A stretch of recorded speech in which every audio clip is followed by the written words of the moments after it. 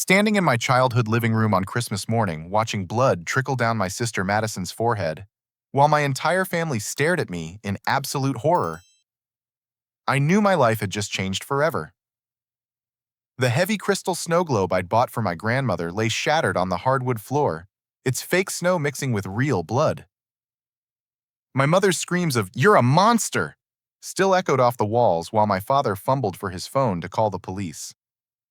Madison sat there playing the victim, perfectly dabbing at her wound with tissues while maintaining that wounded expression she'd mastered years ago. In that moment, I realized I'd lost everything I thought mattered, but what led to this explosive confrontation would reveal a web of family manipulation that had been suffocating me for years. 24 hours earlier, I'd pulled my beat-up Ford pickup into the driveway of my parents' house in suburban Denver, Colorado. The snow crunched under my work boots as I grabbed the carefully wrapped gifts from the passenger seat. Each present had been chosen with the desperate hope that maybe this Christmas would be different, that somehow I could bridge the growing chasm between my family and me. The house looked picture perfect, just like Madison's Instagram posts always portrayed it. White lights draped every gutter wreaths hung on each window, and that massive inflatable Santa dominated the front yard. I'd helped my father hang those same decorations for 15 years, but now I felt like a stranger approaching a fortress. My mother Janet opened the door before I could knock, her smile forced and thin. "Sean, you made it," she said, the enthusiasm as artificial as the Christmas tree visible behind her. Come in, come in. Madison's been here since yesterday helping with preparations." Of course she had. Madison, my 23-year-old sister, had positioned herself as the family favorite years ago. While I worked 60-hour weeks at Thompson's Auto Repair, she built a social media empire with 80,000 followers who hung on her every perfectly curated post about family values and authentic living. My father, Craig, barely looked up from his recliner when I entered the living room. "Traffic wasn't too bad?" he asked, his attention already drifting back to the football game. The same lukewarm reception I'd received for the past 3 years, ever since Madison had started her subtle campaign to paint me as the family disappointment. "Not too bad," I replied, setting my gifts under the massive Christmas tree. The pile was already impressive, mostly expensive-looking packages with Madison's precise gift-wrapping style. My own presents wrapped in newspaper with duct tape looked pathetic by comparison. Madison emerged from the kitchen wearing a red sweater that probably cost more than my weekly paycheck. Her blonde hair fell in perfect waves, and she carried herself with the confidence of someone who knew they owned every room they entered. "Sean!" she exclaimed, rushing over for a hug that felt like a performance. "I'm so glad you could make it. I was just telling Mom about my latest brand partnership with that organic skincare company. The Christmas campaign alone is bringing in more than most people make in 6 months." The dig was subtle but unmistakable. Madison had perfected the art of humble bragging while simultaneously diminishing everyone around her. I forced a smile and returned the hug, breathing in her expensive perfume that probably cost more than my monthly grocery budget. "That's great, Mads. Really proud of you." The words tasted like sawdust in my mouth. Dinner was a masterclass in family hierarchy. Madison held court at one end of the table, regaling my parents with stories about her upcoming collaborations and the celebrities who'd started following her account. Every few minutes, she'd pause to take a perfectly lit photo of her food, adjusting the lighting and angles with professional precision. "Sean got promoted to lead mechanic last month," I offered during a brief lull in Madison's monologue, hoping to contribute something positive to the conversation. My mother glanced up briefly. "That's nice, honey," she said before immediately turning back to Madison. "Now tell us more about this influencer conference in Miami. It sounds absolutely fascinating." Madison launched into another detailed account of her career highlights while I pushed mashed potatoes around my plate. This was my family, but I felt like an observer watching someone else's life through a window. After dinner, Madison insisted on showing us her latest video project, setting up ring lights in the living room and positioning everyone for the perfect family shot. "This is going to get amazing engagement," she explained, checking her phone screen. "My followers love authentic family content." I wondered what was authentic about any of this orchestrated performance, but I played along, smiling on cue while Madison filmed her Christmas Eve content. She had this way of making everything about her while somehow convincing everyone it was actually about family togetherness. Later that evening, while Madison edited her videos in the guest room, I stepped outside for some fresh air. The Colorado winter bit through my jacket, but the cold felt cleaner than the suffocating atmosphere inside. Through the kitchen window, I could see my parents cleaning dishes and laughing at something on my mother's phone, probably one of Madison's posts. That's when I heard Madison's voice drifting from the upstairs window. She was on the phone with someone, her tone completely different from the sweet persona she'd worn all evening. "Trust me, I'll get Sean on recording saying something stupid tomorrow," she was saying. "He always gets defensive when he feels cornered. I just need to push the right buttons." My blood turned to ice water in my veins. I pressed myself against the side of the house, straining to hear more. "I've been working on this for months," Madison continued. "Every conversation, every family dinner, I've been documenting his bitter comments about my success. The recordings make him sound absolutely pathetic, like he resents everything good that happens to me." I felt sick to my stomach. My own sister had been manipulating our conversations, setting traps for me to fall into, gathering ammunition to use against me. Once I have enough evidence of his instability, Mom and Dad will finally see what I've been dealing with. Madison's voice carried clearly through the cold night air. "They already think he's struggling with jealousy issues. This will just confirm everything I've been telling them." The conversation continued for several more minutes, but I'd heard enough.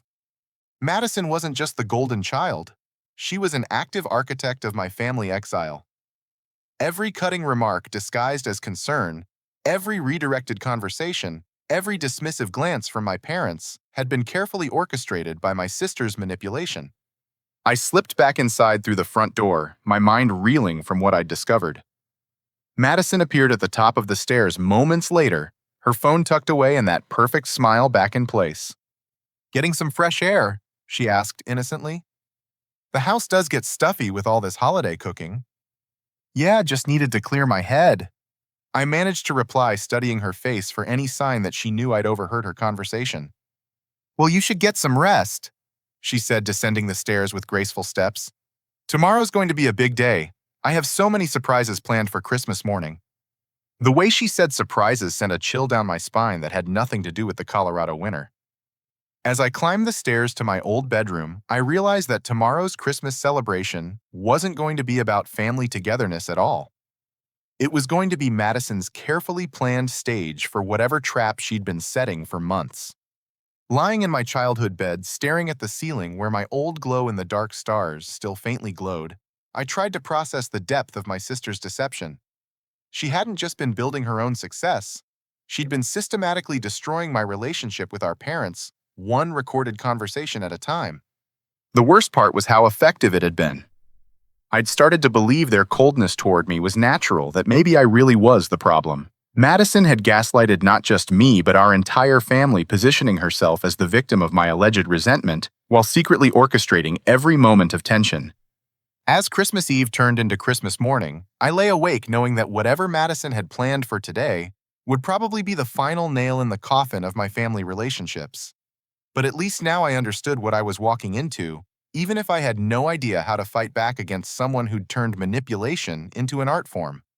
Christmas morning arrived with the artificial cheerfulness that Madison had perfected. I woke to the sound of her voice drifting upstairs, already performing her grateful daughter routine for what I assumed was more social media content. The smell of coffee and bacon filled the house, competing with the overwhelming scent of the cinnamon candles my mother lit every Christmas morning. When I made it downstairs, Madison was positioned perfectly in the kitchen, wearing a cozy sweater and apron that looked like something from a lifestyle magazine. She had her phone propped up against the coffee maker, recording herself preparing what she called Grammy's traditional Christmas morning breakfast. "Good morning, sunshine," she called out when she noticed me, her voice carrying that performative warmth she used whenever cameras were rolling. "I was just telling my followers about our beautiful family traditions." My parents beamed from their positions at the kitchen island, looking like proud supporters rather than the people who'd raised both of us. The contrast in their treatment had become so stark that I wondered if they even noticed it anymore. "Madison was up before dawn getting everything ready," my mother gushed, scrolling through her own phone to like and comment on Madison's posts. She's always been such a thoughtful daughter. The implied comparison hung in the air like stale cigarette smoke.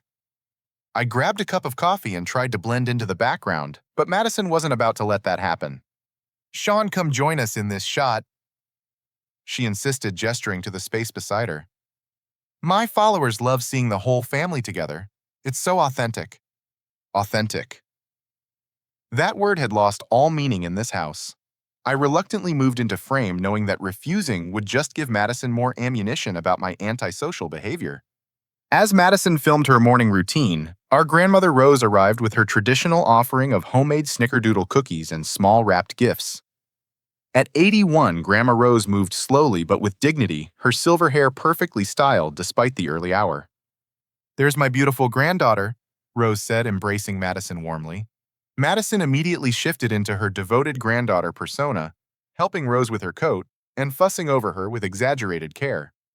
Grammy, you shouldn't have walked all that way in this cold, Madison cooed, guiding Rose to the most comfortable chair. I would have picked you up. You know how much I worry about you. I watched this performance with new eyes, remembering what I'd overheard the night before. Madison's concern for our grandmother felt hollow now, like every other emotion she displayed for public consumption. Rose settled into her chair and looked around the room with the slight confusion that had become more common in recent months. Where did I put those cookies? She asked, patting her coat pockets. Right here, Grammy, Madison said, holding up the container. Don't worry, I've got everything handled. During breakfast, Rose mentioned something that made my stomach drop. Madison, dear, I've been having some trouble with my bank account. There are withdrawals I don't remember making. Do you think someone might be taking advantage of an old lady? Madison's expression flickered for just a fraction of a second before her caring granddaughter mask slipped back into place. Oh, Grammy, remember we talked about those purchases last week. Your online shopping for Christmas gifts. I helped you set everything up on your computer. Rose looked puzzled. I don't remember shopping online for anything. I always buy gifts at the store. You're just tired from all the holiday excitement, Madison said smoothly, shooting a warning glance in my direction. Senior moments happen to everyone. But I knew Rose better than that. Despite her age, she was sharp about her finances and had never shown interest in online shopping. The confusion in her eyes wasn't about memory. It was about things that genuinely hadn't happened the way Madison claimed. Grammy, would you like me to take a look at your bank statements?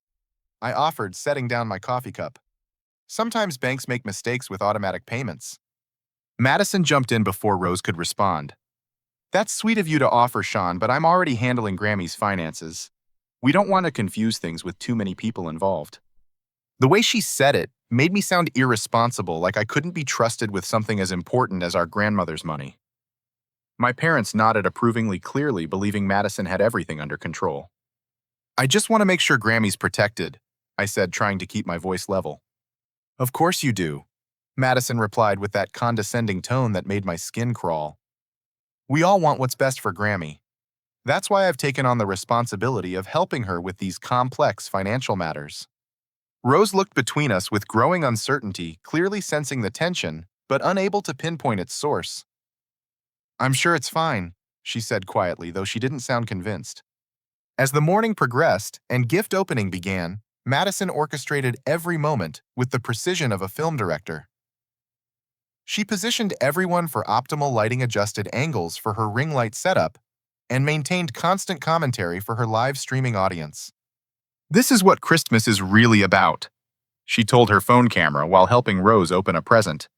Family togetherness and making memories that last forever. I watched Madison's performance while a sick realization grew in my stomach. If Madison was manipulating conversations and building false narratives about me, what was she doing with our grandmother Rose's confusion about her bank account? Her increasing reliance on Madison for help with technology and finances. The way Madison always seemed to be the one interpreting Rose's needs for the rest of the family. During a break in the gift festivities, I stepped into the kitchen for more coffee and noticed Rose's purse sitting on the counter. I glanced around to make sure Madison was still occupied with her filming, then quickly looked through Rose's phone for any unusual text messages. What I found made my blood run cold. There were dozens of text exchanges between Rose and Madison, but the messages from Rose's phone didn't sound like anything my grandmother would write. They were asking about PIN numbers, discussing online purchases Rose had no memory of making, and agreeing to financial arrangements that seemed completely out of character. Rose, hi Madison. I need help setting up that online shopping account you mentioned. Can you remind me of my PIN number? Rose, thank you for helping me buy those Christmas gifts online. I'm so confused by all this computer stuff. Rose, yes, you can use my card for those purchases we discussed. I trust your judgment completely.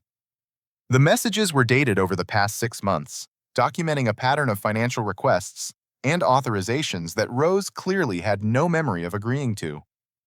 Someone had been using Rose's phone to text Madison, and I had a horrible suspicion about who that someone was. Finding everything you need in there. Madison's voice behind me made me jump. I quickly closed Rose's phone and turned around, my heart hammering in my chest. Just getting some coffee, I said, hoping my voice sounded normal. Madison studied my face with those calculating eyes that reminded me of a predator sizing up prey. You know, Sean, I've noticed you seem really tense today. Is everything okay? The question sounded innocent enough, but I recognized it now as one of her traps. Any response I gave would be twisted into evidence of my instability or jealousy or whatever narrative she was building. I'm fine, I said, simply moving past her toward the living room. I'm just worried about you, she called after me, her voice carrying that false concern that my parents would interpret as genuine caring. You seem so suspicious of everyone lately, even questioning Grammy's financial arrangements. It's not like you. Madison was already laying the groundwork for whatever she had planned, painting my legitimate concerns as paranoid behavior. I returned to the living room where Rose sat surrounded by wrapping paper and empty gift boxes, looking overwhelmed by all the activity. Are you enjoying your Christmas, Grammy? I asked, sitting down beside her. Rose patted my hand with her soft, age-spotted fingers. It's lovely, dear. Though I have to admit I'm feeling a bit confused about some things lately. What kind of things? I asked gently. Before Rose could answer, Madison appeared with her phone camera rolling. Grammy, tell everyone about the beautiful necklace I picked out for you. I know exactly what you love. Rose held up a delicate gold chain with a small pendant, but her expression remained puzzled. It's very pretty, dear, though I don't remember asking you to buy it for me. Oh, Grammy! Madison laughed for the camera. We talked about this last week when I was helping you with your Christmas shopping. You specifically said you wanted something elegant but not too flashy. I watched Rose's face carefully. She was trying to remember a conversation that had never happened, searching her memory for words she'd never spoken. The confusion and self-doubt in her eyes broke my heart. Madison was gaslighting our grandmother the same way she'd been gaslighting me, making Rose question her own memory and judgment while positioning herself as the helpful, caring granddaughter who was simply looking out for her best interests. The realization hit me like a physical blow. Madison wasn't just stealing money from Rose. She was stealing Rose's confidence in her own mind. Every senior moment Madison attributed to Rose was actually evidence of Madison's manipulation, but the family was too blinded by Madison's perfect granddaughter act to see what was really happening. As Christmas morning continued around me, I felt like I was watching a masterclass in psychological manipulation. Madison had turned our family gathering into a stage for her ongoing deception, with Rose as her primary victim and me as the designated scapegoat for anyone who dared question her methods. The worst part was how effective it had been. My parents saw Madison as the devoted granddaughter helping with an aging relative, while I was increasingly viewed as the troubled son who couldn't accept his sister's success. Madison had created a narrative where questioning her meant questioning the family's entire support system for Rose. I spent the rest of the morning watching Madison work, documenting her manipulative techniques, while trying to figure out how to expose what was happening without sounding like the paranoid, jealous brother she'd painted me as. Every moment felt like a carefully orchestrated performance designed to further isolate me from my family, while giving Madison even more control over Rose's life and finances. The mid-morning gift exchange was winding down when I decided I needed some fresh air to process everything I'd discovered about Madison's manipulation of our grandmother.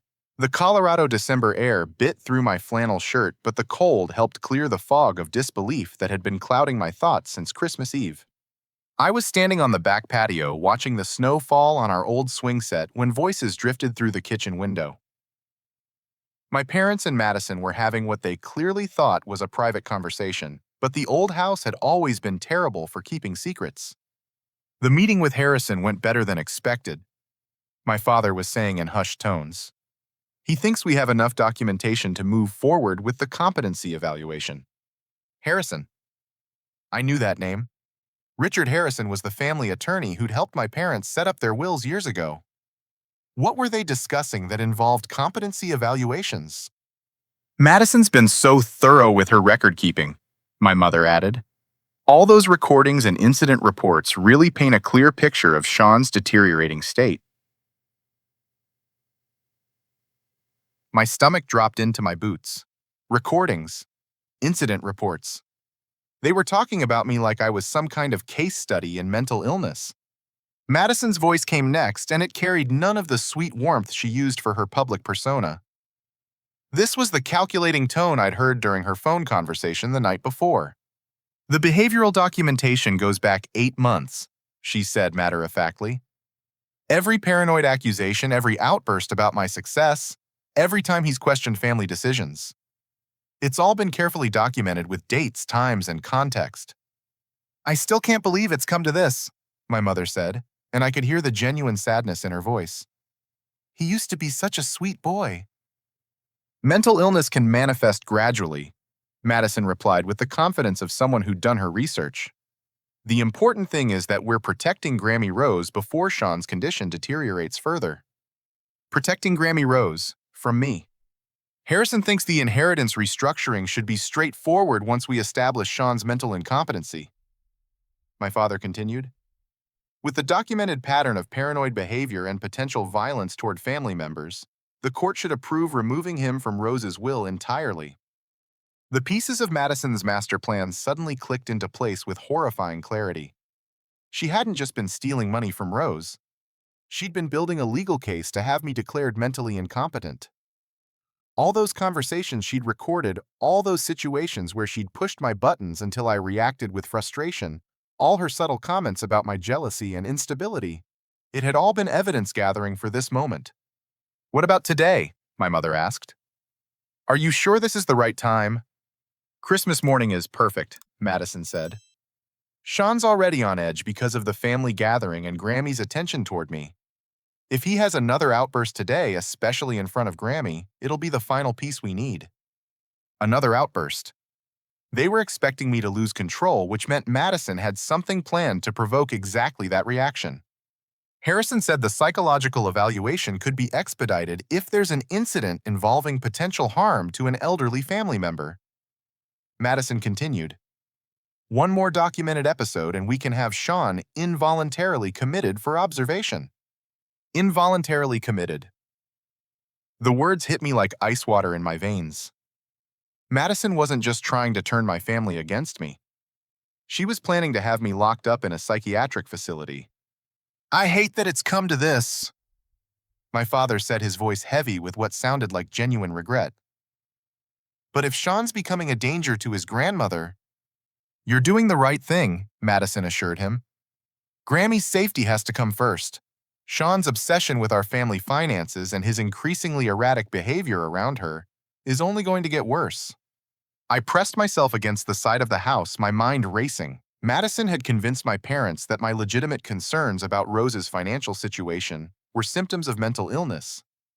She'd reframed my questions about bank statements and suspicious purchases as paranoid delusions.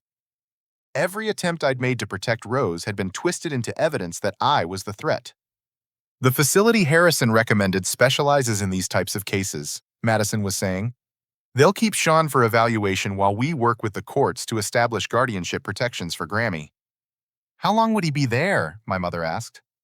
Initial evaluation is 72 hours minimum, Madison replied.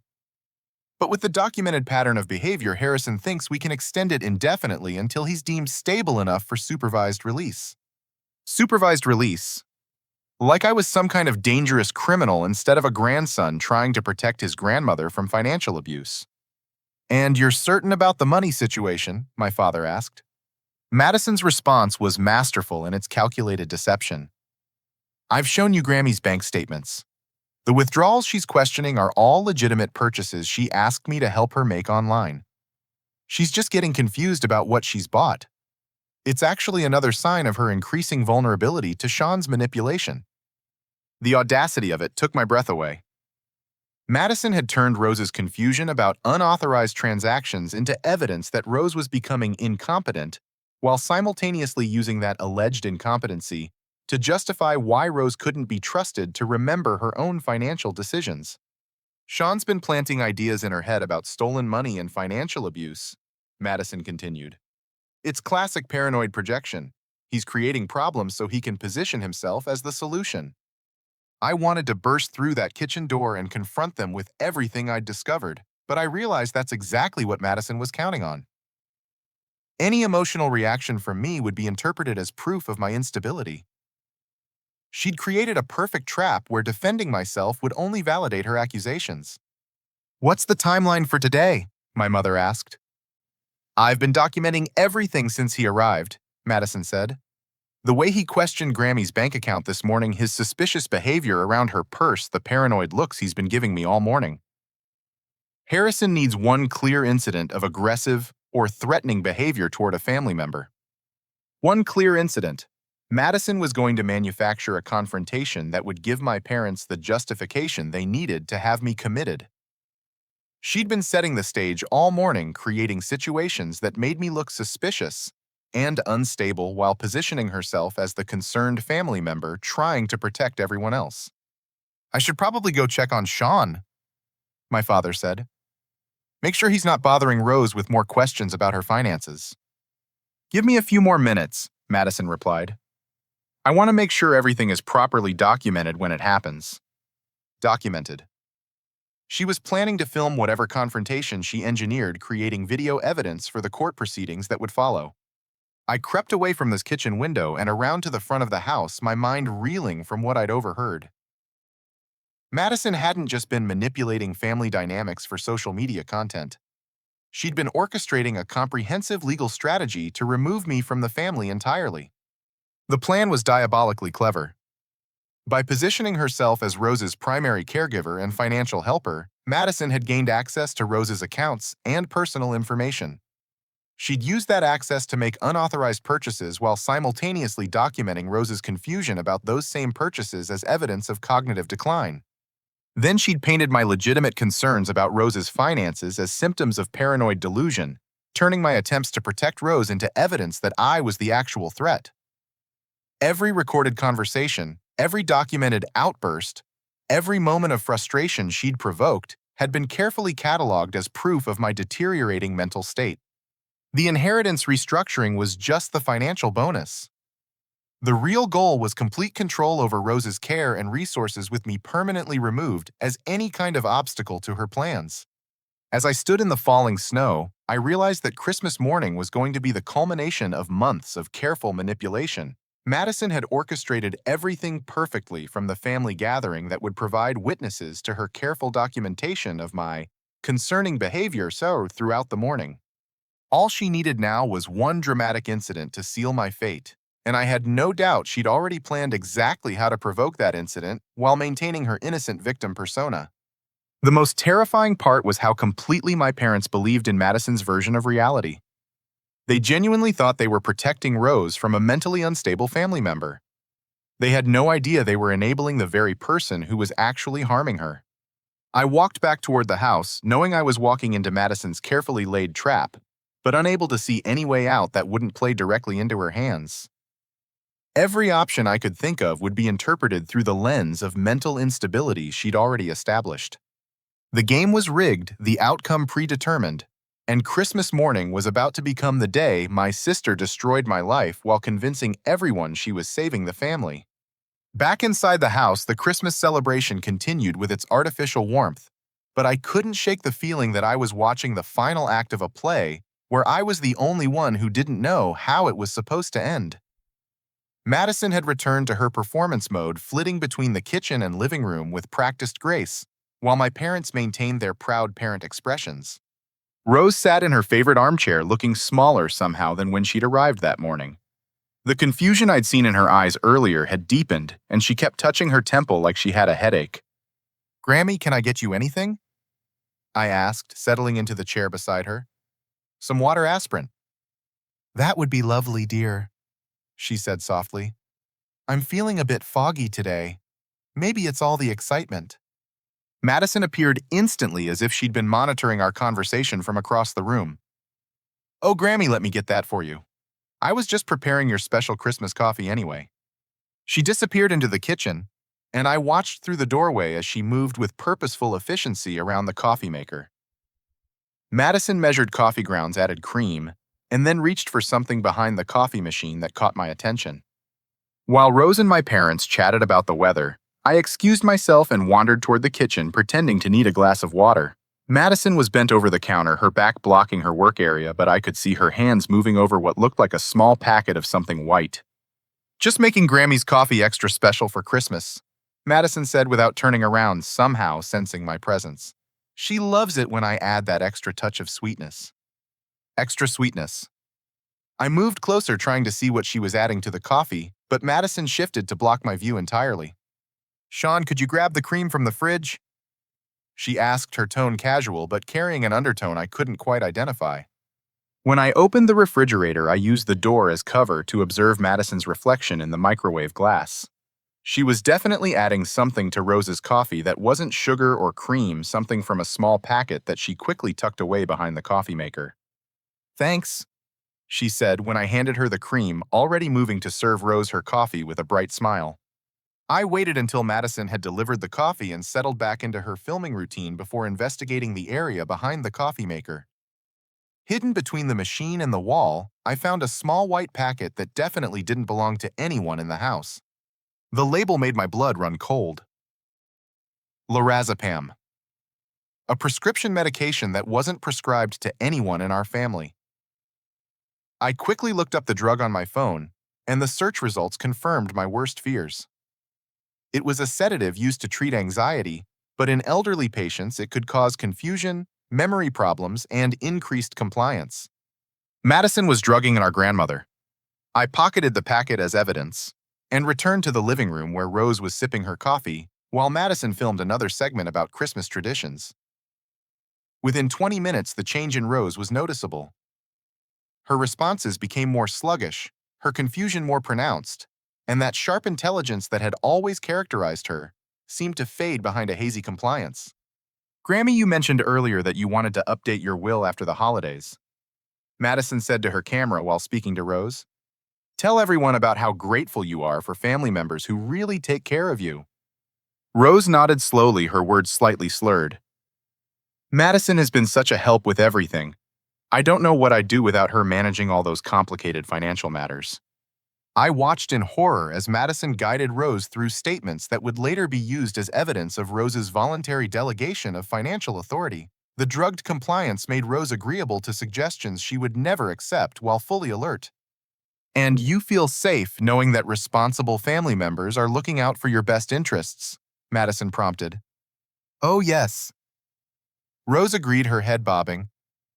Some people ask too many questions and create confusion, but Madison keeps everything simple and organized. Some people? Madison was manufacturing statements that painted me as the source of confusion while establishing herself as the trusted caregiver. She was creating video evidence of Rose's preference for Madison's care, while Rose was literally under the influence of unauthorized medication. I couldn't stand it anymore. I walked over and gently took the coffee cup from Rose's hands. Grammy, maybe you've had enough caffeine for today, I suggested, trying to remove the drugged coffee without causing a scene. Madison's eyes flashed with something dangerous, but her voice remained sweetly concerned. Sean, Grammy was enjoying her coffee. There's no need to take it away from her. She seems tired, I said, maintaining eye contact with Madison. Maybe she should have some water instead. I'm fine, dear, Rose said, reaching for her cup with the slow movements of someone fighting through mental fog. Madison makes it just the way I like it. The way Madison was looking at me made it clear that she knew I'd figured out what was in the coffee. But she also knew that any accusation I made would sound exactly like the paranoid delusions she'd been documenting for months. Sean, you're acting very strangely about Grammy's coffee, Madison said, her camera still rolling. It's just regular coffee with cream and sugar. My parents looked up from their conversation, drawn by the subtle tension in Madison's voice. I realized I was standing there holding Rose's coffee cup like some kind of evidence, which probably looked exactly as suspicious as Madison intended. I just think she should stay hydrated, I said weakly, knowing how lame it sounded. He's been questioning everything I do for Grammy today, Madison said to my parents, her voice carrying that concerned sister tone that made me sound unreasonable. First her bank account, then her Christmas presents, now her coffee. I'm starting to worry about his paranoid fixation on Grammy's care. Paranoid fixation. The words were carefully chosen for maximum impact, especially with my parents already primed to see my behavior as evidence of mental instability. Sean, what's this about? My father asked, his voice carrying the authority that had intimidated me as a child. I looked around the room at their expectant faces. Rose sat in her chair looking confused and drowsy from whatever Madison had given her. My parents waited for an explanation that would either prove my sanity or confirm their worst fears about my mental state. Madison held her phone steady, documenting everything for her legal case, while maintaining that expression of innocent concern. I found medication behind the coffee maker, I said, finally pulling the packet from my pocket. Someone's been putting prescription drugs in Grammy's coffee. The room went completely silent.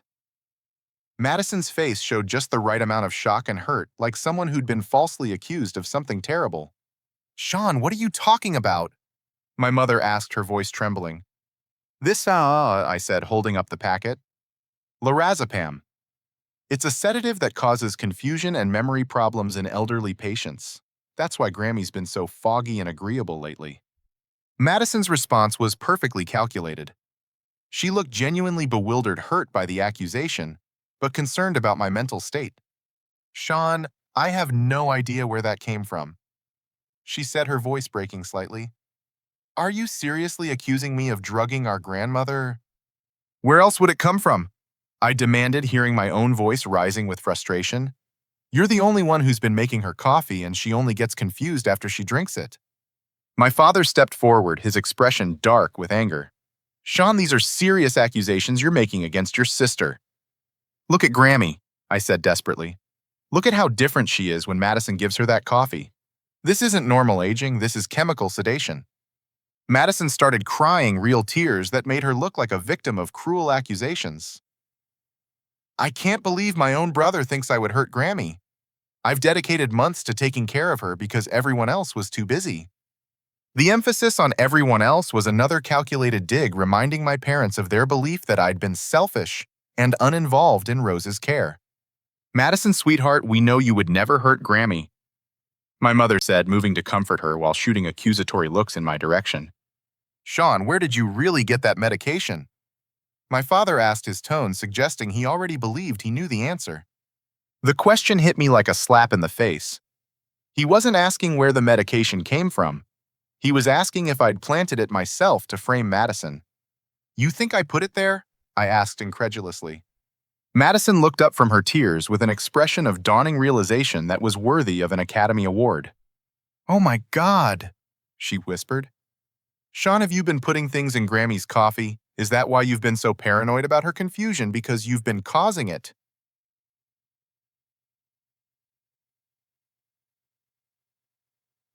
The accusation was so perfectly twisted that for a moment I couldn't even process it. Madison had taken my discovery of her drug tampering and flipped it into evidence that I was the one drugging Rose. That's insane, I said, but I could hear how defensive I sounded. Why would I drug Grammy and then try to expose it? Mental illness doesn't always follow logical patterns, Madison said gently, like she was explaining something to a child. Maybe you've been creating problems so you could solve them, or maybe you're trying to make Grammy more dependent so you can control her finances.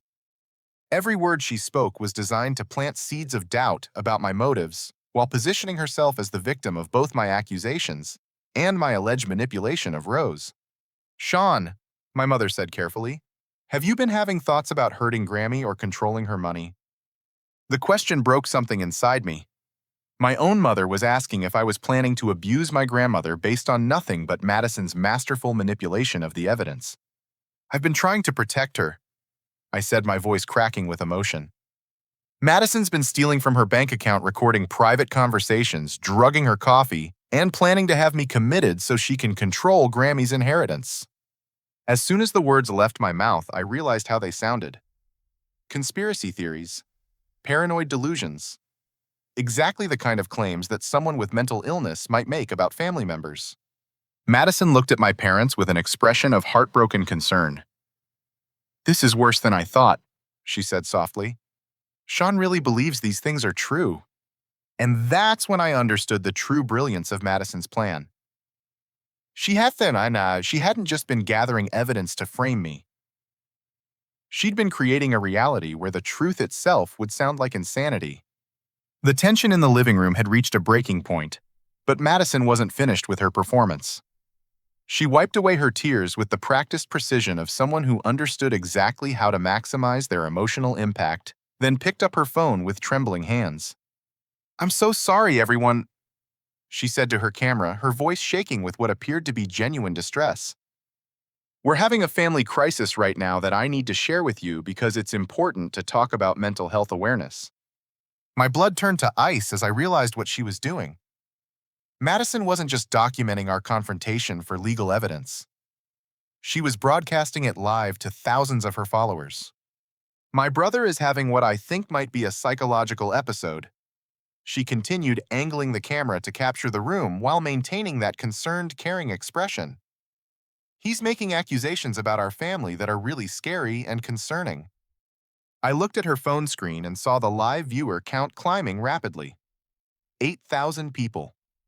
10,000. 12,000. Our family crisis was becoming entertainment for Madison's audience, and the comments were already pouring in. "Madison, are you safe? Call the police. Your brother sounds dangerous. Get away from him." Madison had turned our confrontation into content, and her followers were eating it up. She was monetizing our family's destruction while positioning herself as the brave influencer dealing with a mentally ill relative. "I want everyone to understand that mental illness is real and serious," Madison told her audience while glancing meaningfully at me. "Sometimes people we love can become a danger to themselves, and others, especially elderly family members, who are vulnerable." She was building a narrative in real time, painting me as the dangerous relative while establishing her own victimhood for thousands of witnesses. "Madison, what are you doing?" I asked, staring at her phone in disbelief.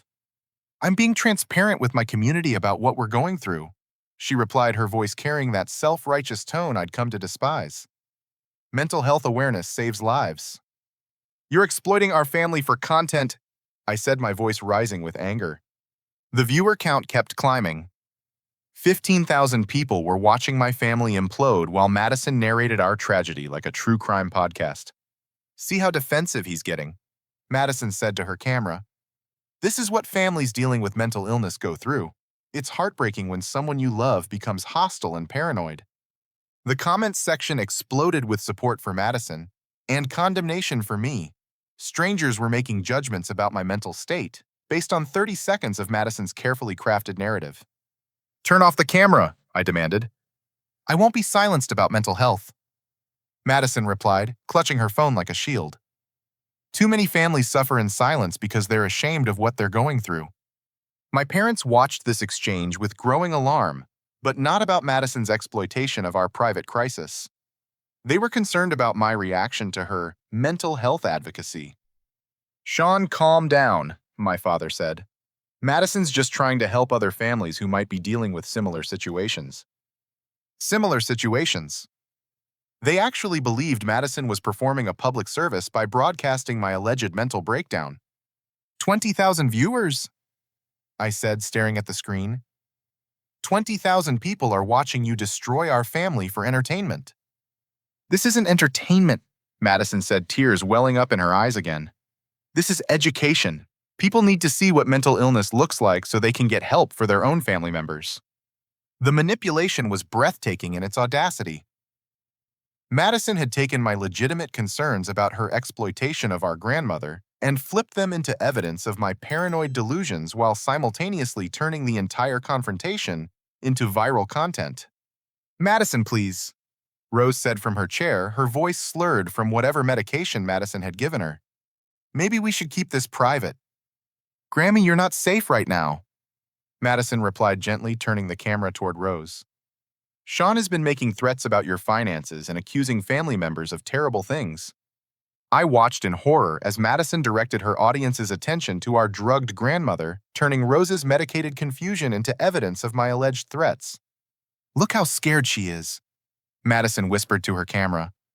"This is what elder abuse looks like when family members with mental illness target vulnerable relatives." Elder abuse. Madison had taken her own systematic drugging and financial manipulation of Rose and projected it onto me while broadcasting the accusation to 25,000 viewers. "I'm calling Harrison," my father announced, pulling out his phone. "This has gone far enough." Harrison, the family attorney who was already prepared to have me committed based on Madison's manufactured evidence. "Dad, please," I said, desperation creeping into my voice. "Look at what's really happening here. Madison is using our family crisis to grow her social media following." "Sean, you need help," my mother said, her voice breaking. "We love you, but we can't let you continue threatening Grammy and making these paranoid accusations." Threatening Grammy.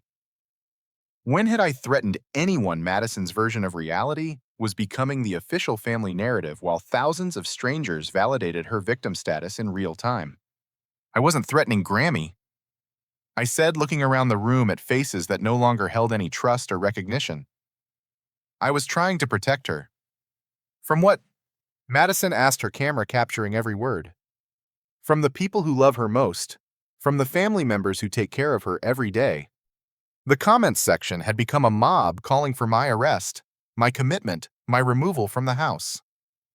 Madison's followers were fully invested in her narrative of the dangerous brother threatening the sweet grandmother, and the brave sister documenting it all. 30,000 viewers, Madison announced with what she tried to disguise as sadness, but looked suspiciously like satisfaction. 30,000 people praying for our family during this crisis. I realized then that everything Madison had done over the past months had been building toward this moment. Not just the legal case for my commitment, not just the financial manipulation of Rose, but this viral moment where she could position herself as the mental health advocate dealing with a dangerous relative while growing her platform exponentially. She was going to get millions of followers out of my destruction. "The police are on their way," my father announced, ending his call with the attorney. Police. They were actually calling law enforcement on me for questioning Madison's treatment of our grandmother while she broadcast our confrontation to an audience that had grown to 35,000 people. "I want everyone to know that we're getting professional help," Madison told her camera. "Mental illness is treatable, but only if people are willing to accept treatment." The implication was clear. I was refusing treatment for my alleged mental illness, making me dangerous to the family. "Madison, I found medication you were putting in Grammy's coffee," I said, desperately pulling out the packet again. "This isn't mental illness, this is evidence of what you've been doing." "Sean planted that medication himself," Madison explained to her audience with heartbreaking sincerity. "It's called projection. People with certain mental illnesses will create evidence of crimes and then accuse others of committing them." 40,000 viewers watched as Madison delivered this explanation, with the authority of a mental health professional turning my discovery of her drug tampering into proof of my psychological deterioration. Rose tried to stand up from her chair but stumbled slightly, the sedatives making her unsteady. Madison immediately moved to support her while maintaining her camera angle. "Grammy, stay seated," Madison said with gentle authority. "You're not safe while Sean is having this episode." Not safe while Sean is having this episode. Madison had just told 45,000 people that I was actively dangerous to our elderly grandmother. "I never threatened anyone," I said, my voice breaking with frustration. "Threatening isn't always verbal," Madison explained to her audience. "Sometimes it's behavioral patterns, invasion of privacy, accusations designed to isolate victims from their support systems." Every word she spoke was carefully chosen to reframe my protective instincts as predatory behavior, while painting herself as the educated advocate standing between danger and vulnerability. The worst part was watching my parents nod along with Madison's explanations, completely convinced that she was the voice of reason in a crisis they didn't understand. 50,000 people were witnessing the systematic destruction of my family relationships while validating Madison's performance as the brave sister dealing with mental illness. And somewhere in the distance, I could hear sirens approaching the house. The sirens were getting closer, and Madison's live stream had reached 60,000 viewers who were now witnessing what she'd positioned as a mental health crisis intervention. The comments section had become a digital mob calling for my immediate arrest while praising Madison's bravery and documenting everything. "I can hear the police coming," Madison said to her camera, her voice trembling with what appeared to be relief. "Thank God, Grammy will finally be safe." But something was bothering me about the timing of everything. How had the police responded so quickly to my father's call? And why did Madison seem so prepared for their arrival? That's when I noticed Madison checking the time on her phone with an expression that looked more like anticipation than fear. She wasn't surprised by the sirens. She was expecting them. "Madison," I said slowly, pieces of a terrible puzzle clicking together in my mind. "How long have you been planning this?" She looked at me with those calculating eyes, and for just a moment, her mask slipped. The victim expression flickered, revealing something cold and satisfied underneath. "Planning what?" she asked, but there was a challenge in her voice that hadn't been there before. "The police response time." I continued, my mind racing. "Dad just called Harrison 20 minutes ago. Police don't respond that quickly unless they'd been called earlier. Unless someone had already reported a dangerous situation requiring immediate intervention." I grabbed Rose's phone from the side table and quickly scrolled through her recent calls. There it was, a call to 911 made an hour ago from Rose's number reporting a family member who was becoming violent and threatening an elderly woman. "You called the police from Grammy's phone," I said, staring at Madison in disbelief. "You reported me before anything even happened." Madison's expression shifted into something I'd never seen before. The sweet, caring sister persona disappeared, entirely replaced by something calculating and predatory. "You're finally catching on," she said, her voice dropping the fake concern. "Though it's a little late for smart thinking, don't you think?" My parents stared at Madison like they were seeing her for the first time. "Madison, what is Sean talking about?" my mother asked, confusion creeping into her voice.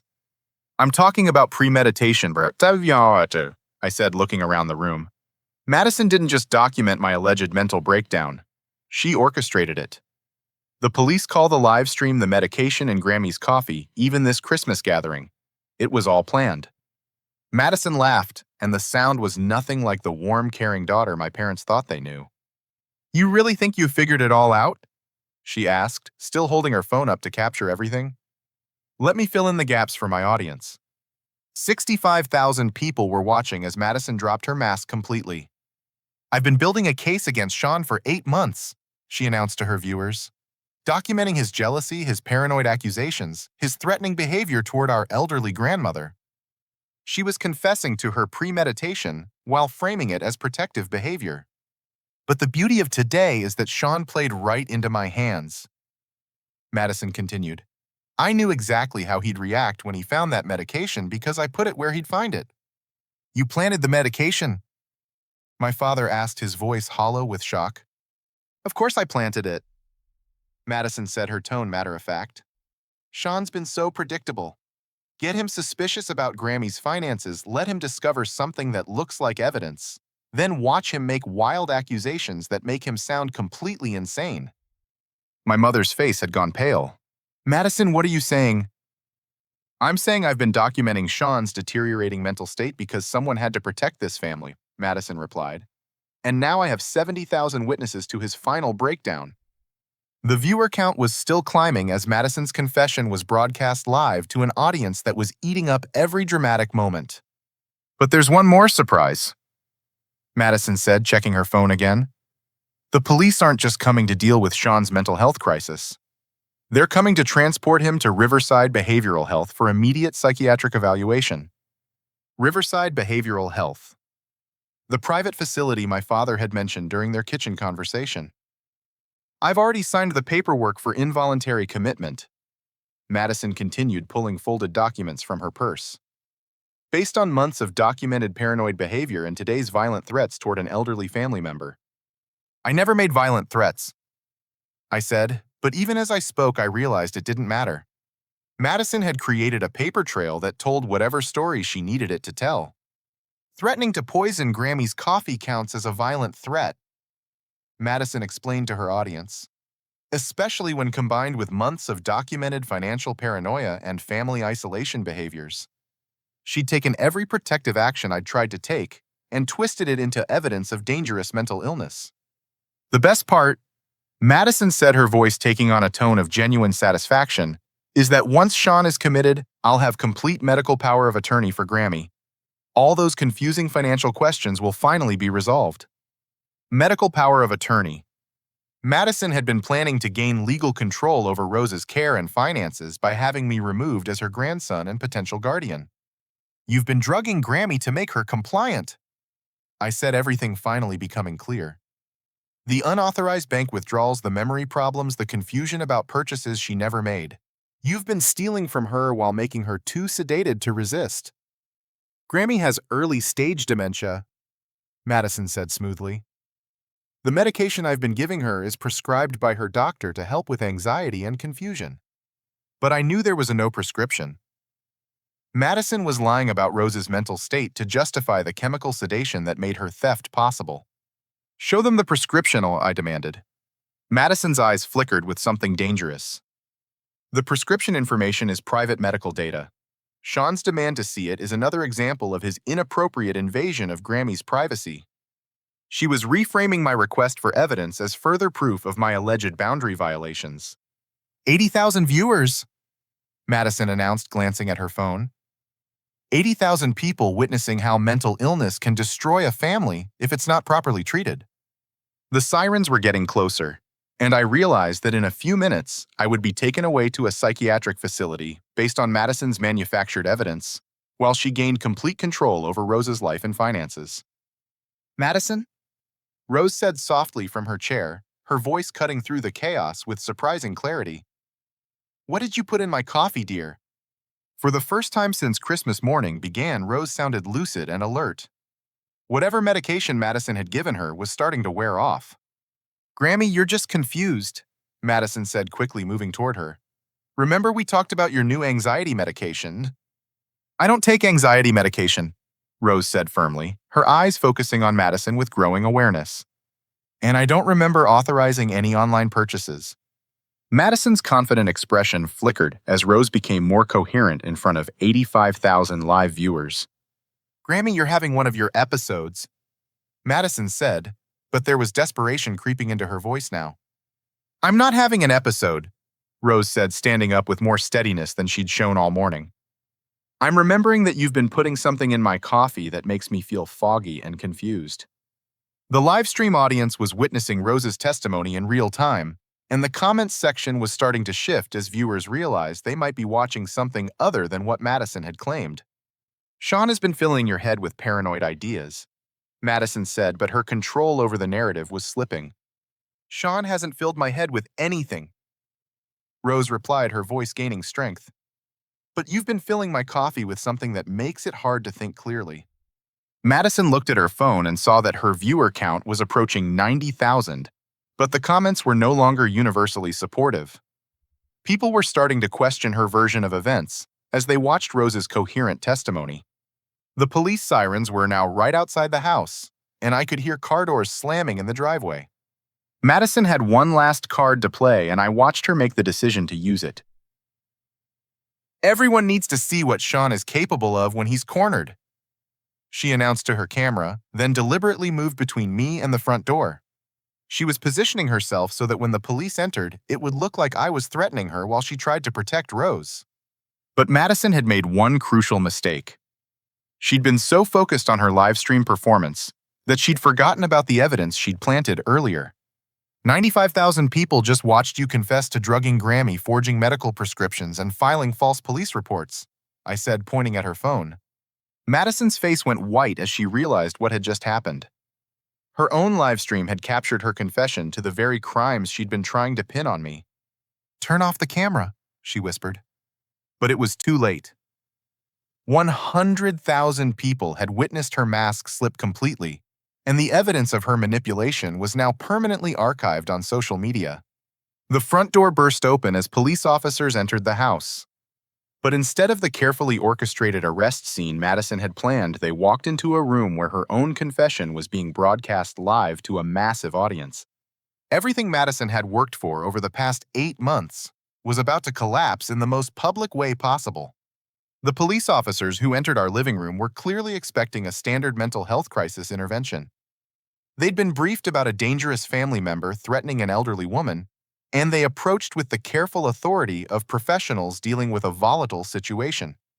"Denver Police," the lead officer announced. "We received reports of domestic threats and requested a wellness check."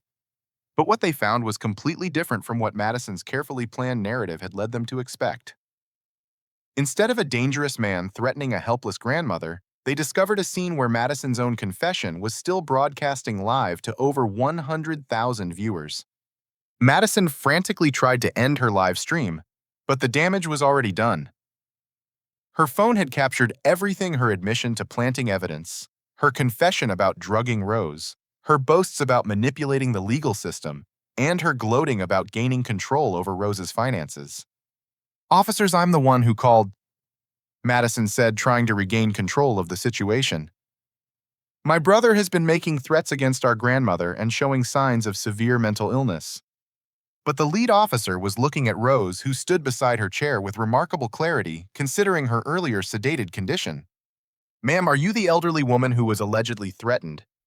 he asked Rose directly. "I'm Rose Campbell, and I haven't been threatened by anyone," Rose replied with dignity. "But I have been given medication in my coffee without my knowledge, and someone has been making unauthorized purchases with my bank account." Madison's carefully constructed narrative began crumbling as Rose provided coherent testimony that contradicted everything Madison had reported to the police. "Grammy, you're confused," Madison tried to interrupt. "Remember your anxiety medication." "I don't take anxiety medication, and I'm not confused," Rose said firmly.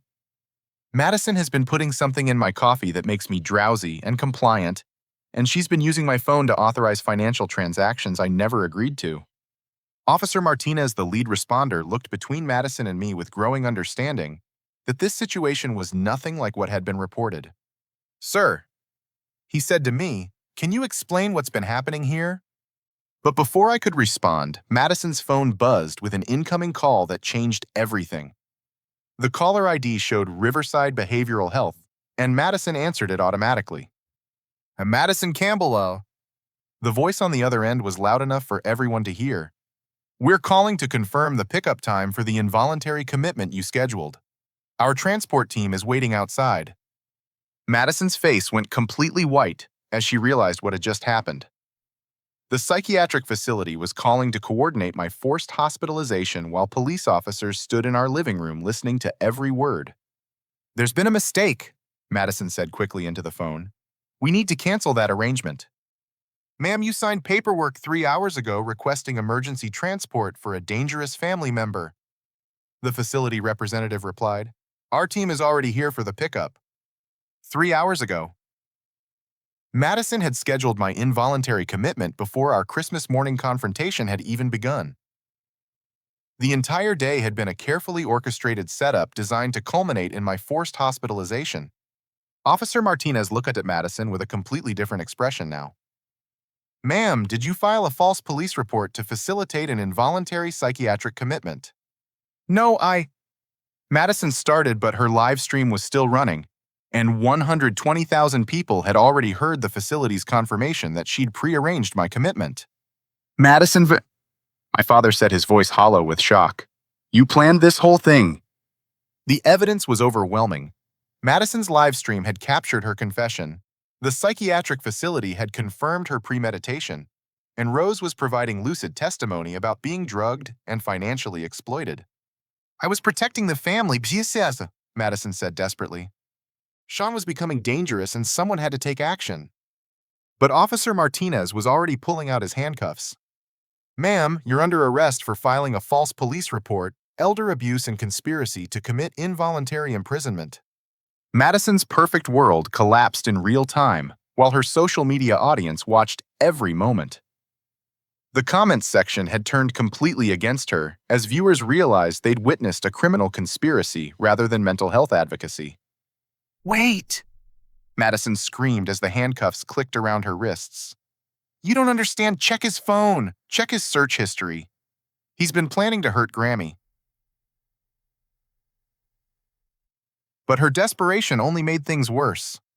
Officer Martinez confiscated Madison's phone and immediately saw the evidence that destroyed her remaining credibility. "Ma'am, your own live stream shows you confessing to drugging an elderly woman and manipulating bank accounts," he said. "We have over 100,000 witnesses to your admissions." Madison's influence empire crumbled instantly as screenshots and video clips from her live streams spread across social media. Her followers abandoned her account in massive numbers as the truth about her manipulation went viral. My mother sat down heavily staring at the daughter she thought she knew. "Madison, how could you do this to Grammy? How could you do this to Sean?" "I did it for us." Madison sobbed as Officer Martinez led her toward the door. "Sean was going to ruin everything. He was going to expose my business model." Business model. Even in her final moments of defeat, Madison couldn't acknowledge that stealing from our grandmother was anything more than a financial strategy. As the police car pulled away with Madison inside, I turned to my family and saw the destruction her manipulation had left behind. My parents looked devastated, realizing how completely they'd been deceived. Rose sat in her chair, still recovering from months of chemical sedation, trying to process the scope of Madison's betrayal. "Sean, I'm so sorry," my mother said, tears streaming down her face. "We believed everything she told us about you. We almost let her destroy your life." "She almost succeeded," I replied, but there was no anger left in my voice. Only sadness for the family relationships that had been poisoned by Madison's calculated manipulation. The aftermath unfolded quickly over the following weeks. Madison's social media confession became evidence in multiple criminal proceedings. She faced charges for elder abuse, financial fraud, filing false police reports, and conspiracy to commit false imprisonment. The unauthorized bank withdrawals from Rose's account were traced and documented, revealing thousands of dollars in theft disguised as helpful financial management. Rose recovered fully once the unauthorized medication was removed from her system. Her memory returned. Her confusion disappeared, and she provided detailed testimony about Madison's manipulation tactics. The bank restored all stolen funds, and Rose appointed me as her legitimate financial guardian with proper legal documentation. Madison's influencer career disappeared overnight. Her accounts were suspended, her brand partnerships canceled, and her followers abandoned her in massive numbers as the truth about her manipulations spread across social media. The woman who'd built an empire on authentic family content was revealed to be someone who'd systematically abused her own grandmother for financial gain. My parents struggled with guilt over how completely they'd been manipulated, but we worked together through family counseling to rebuild our relationships. They came to understand that Madison's manipulation had been so sophisticated that even mental health professionals might have been deceived by her manufactured evidence. The most important lesson I learned was that protecting the people we love sometimes requires risking everything we think we need. When I stood up to Madison's manipulation, I thought I was going to lose my family forever. Instead, I discovered that the truth has a way of revealing itself when we least expect it, but most need it to. Rose and I spent New Year's Eve together sharing the snickerdoodle cookies she'd brought for Christmas morning, talking about the importance of family members who actually care about each other rather than what they can extract from the relationship. Madison was sentenced to 5 years in prison and ordered to pay full restitution for the financial abuse. Her cell has no social media access, no ring lights, and no audience for her performances. For the first time in years, Madison faces reality without the ability to manipulate or control the narrative around her actions. Sometimes justice comes in unexpected ways, and sometimes the people who seem most vulnerable are actually the strongest when given the chance to speak their truth. Now let me ask you something that goes to the heart of this story. Have you ever had to stand up to someone you loved even when it felt like you were risking everything that mattered to you? Family manipulation can be incredibly difficult to recognize and even harder to confront, especially when the manipulator is skilled at making themselves look like the victim. If this story resonated with you, please take a moment to like this video and share it with someone who might need to hear it. Subscribe to our channel for more real stories about family dynamics, personal growth, and finding the courage to protect the people who matter most. Your support helps us continue sharing these important conversations about the challenges we all face in our relationships. Thank you for listening to my story, and remember that sometimes the most loving thing we can do is refuse to enable someone's harmful behavior, even when they're family. Truth has a way of surfacing when we're brave enough to speak it, and protecting vulnerable people is always worth the risk. Take care of each other and never let anyone convince you that standing up for what's right makes you the problem.